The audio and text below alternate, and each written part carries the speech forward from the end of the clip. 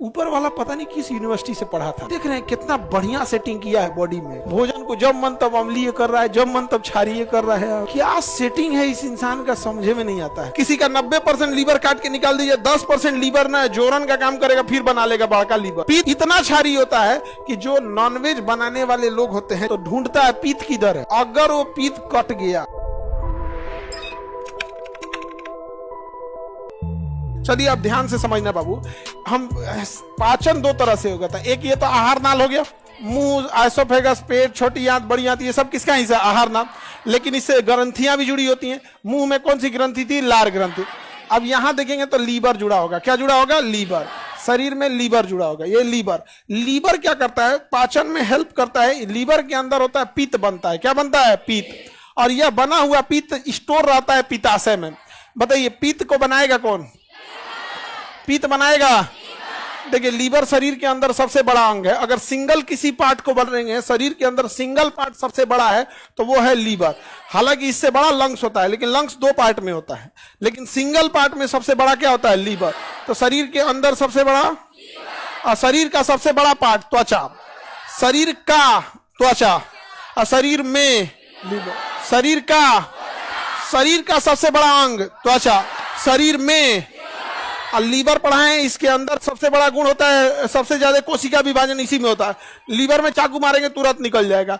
किसी का 90% लीवर काट के निकाल दीजिए, 10% लीवर ना जोरन का काम करेगा, फिर बना लेगा बड़का लीवर, तुरंत बना लेगा। पित्त का निर्माण कर रहा है, तो पित्त कहां बनेगा, लीवर में। बट प्रॉब्लम क्या आता है ना कि लीवर मल्टी फंक्शनल ऑर्गन है। बॉडी में इसके ऊपर बहुत जिम्मेदारियां हैं। इतनी जिम्मेदारियां हैं कि लीवर कहता है कि देख भैया हम पित्त बना दिए हैं, डिस्ट्रीब्यूशन हम नहीं करेंगे, पित्त को बना के पित्त की थैली को दे देता है। कहता है कि तुमको जब जरूरत लगेगा ना तो तुम इसमें से क्या मिला देना।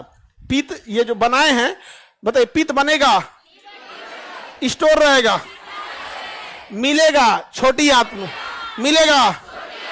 अब छोटी आंत में तभी मिलना चाहिए जब यहां से भोजन को ये वाल्व खुले। तो जैसे वाल्व खुलता है, वाल्व खुलेगा तो इस पे लोड पड़ेगा, किस पर, छोटी आंत। जैसे छोटी आंत में लोड पड़ेगा, इधर से पित्त आके छोटी आंत में मिल जाएगा। क्योंकि छोटी आंत में म्यूकोसा नहीं होता है बबुआ, छोटी आंत में म्यूकोसा होता ही नहीं है। और हाइड्रोक्लोरिक एसिड इसमें है। हाइड्रोक्लोरिक एसिड को झेलने की क्षमता म्यूकोसा में होती है, और छोटी आंत में नहीं होता है।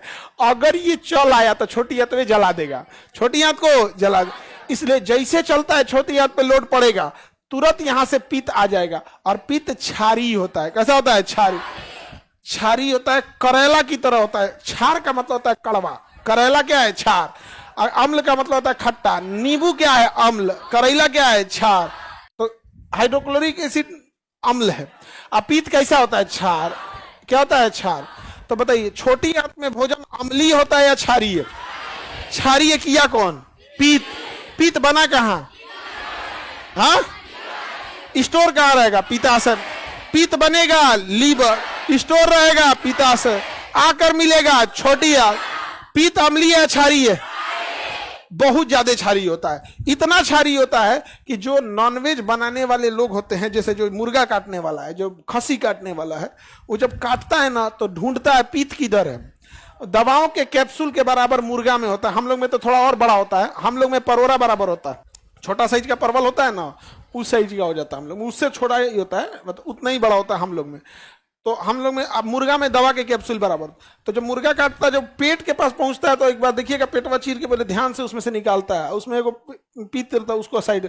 अगर वो पित्त कट गया तो उसका पित्त बाहर निकल जाएगा। और वो इतना क्षारीय होता है कि नॉनवेज आपको करेला जैसा लगने लगेगा। पित्त की थैली, तुम कभी किसी जानवर को देना नॉनवेज खाने के लिए, उसमें एगो पित्त रख देना, वो छोड़ देगा, उसको खाइबे नहीं करेगा, खाएगा ही नहीं। या फिर कोई नॉनवेज है, उसके ऊपर पित्त फाड़ दोगे ना तो उसके अंदर से पित्त निकल जाएगा, अब वो नहीं खाएगा। कहेगा तो नहीं, कोनो टेस्ट है, हम शाकाहारी। पित्त का पहला काम कि भोजन को अम्लीय से क्षारीय बनाना, ताकि छोटी आंतों पे जख्म ना बने। अदरवाइज में बिना म्यूकोसा से जला देगा उसको। देख रहे हैं कितना बढ़िया सेटिंग किया है बॉडी में। ऊपर वाला पता नहीं किस यूनिवर्सिटी से पढ़ा था। क्या सेटिंग है इस इंसान का, समझे में नहीं आता है। भोजन को जब मन तब अम्लीय कर रहा है, जब मन तब क्षारीय कर रहा है। अब यहाँ म्यूकोसा नहीं है तो क्या कर दिया, क्षारीय। क्या कर देगा? क्षारीय। तो भोजन को क्षारीय किया। दूसरा, ये चिप वसा का पाचन करता है। कौन? पित्त। वसा का पाचन कौन करेगा? पित्त। वसा मतलब ऑयल, वसा मतलब ऑयल। तेल भी वसा, घी भी वसा, रिफाइन भी वसा। जितना बाहर आप तेल पकौड़ी वाला सामान खा रहे हैं सबको ऑयली है, वो सब क्या है? वसा। तो वसा जरूरी नहीं कि आप केवल नॉर्मल खाएं। ऐसे नहीं है कि केवल आप घी खाएंगे तब भी वसा है। सब्जी खा रहे हैं उसमें तेल है ना, वसा है। कौन सब्जी बिना तेल का बन रहा है? चोखा, उसमें भी पड़ता है, लेकिन अगर नहीं हो चलेंगे तो चल जाता है, लेकिन उसमें भी पड़ता है, लेकिन नहीं डालेंगे तो अजीब हो जाएगा। तो वसा जरूरी है कि नहीं? तो आप तेल, अच्छा फास्ट फूड खाएंगे बाहर में तो बिना तेल का वो चीजें नहीं देगा। तो वसा का पाचन कौन करता है? वसा का पाचन, वसा का पाचन पित्त बनेगा।